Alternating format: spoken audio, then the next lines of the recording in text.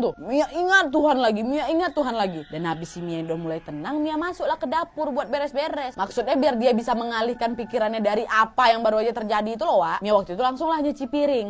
Dan pas lagi nyuci piring ini, tiba-tiba Mia masuk lagi ke ruangan gelap itu. Dan kali ini perempuan itu nggak ada di depannya Mia, Wak, tapi ada di samping kanan dan kirinya Mia. Ini mungkin perempuannya pindah kanan, pindah kiri gitu lah. Mungkin maksudnya antara dua orang atau memang dia pindah kiri, pindah kanan. Itu yang diingat sama Mia. Dan waktu itu gak cuma berdiri aja. Perempuan itu pun berbisik. Bunuh, gores lenganmu. Bunuh, gores lenganmu. Mia waktu itu terpaku, dia nggak bisa jawab si perempuan itu. Dia juga nggak bisa lihat muka si perempuan itu kayak apa. Karena dia berbisik pas kali di samping si Mia, Wak. Mia cuma bisa lihat ke depan dengan posisi duduk di kursi besi itu, Wak. Terus Mia nggak tahu berulang kali atau berapa kali si perempuan itu ngomong hal yang sama ke Mia. Bunuh, gores tangan, buru gores tangan tuh, Wak. Sampai tiba-tiba Mia ini tersadar dan dia kaget ternyata ada pecahan gelas di tangan kirinya, Wak. Dan Mia ini hampir menggores lengan kanannya. Dan di situ Mia langsung lempar pecahan gelas itu kan, dan dia langsung bilas tangannya dan masuk ke kamar.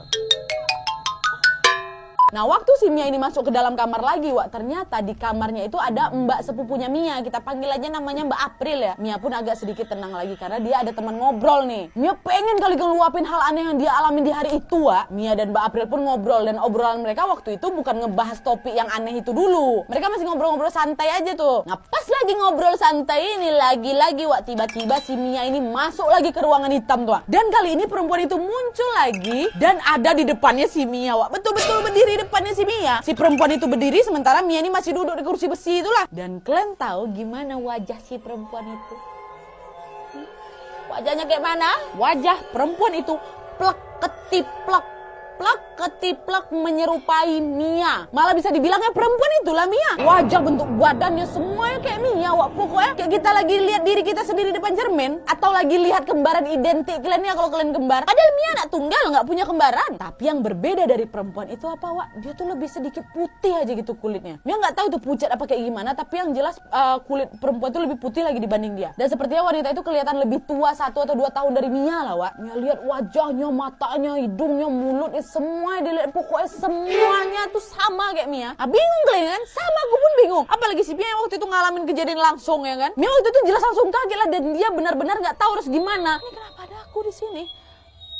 Kamu siapa? Kamu aku atau kamu bukan? Kayak gitu, tapi nggak bisa ngapa-ngapain. Dan tiba-tiba si perempuan ini jalanlah ini mendekat ke arah Mia kan, tuh senyum deh. Senyumnya lebar, Wak, kata Mia. Tapi seram kali. Senyumnya tuh nggak sampai ke atas pipi sini nggak, tapi lebar senyuman itu sampai segaris hidung. Entah saya sini ya. Jalan dia mendekat kan.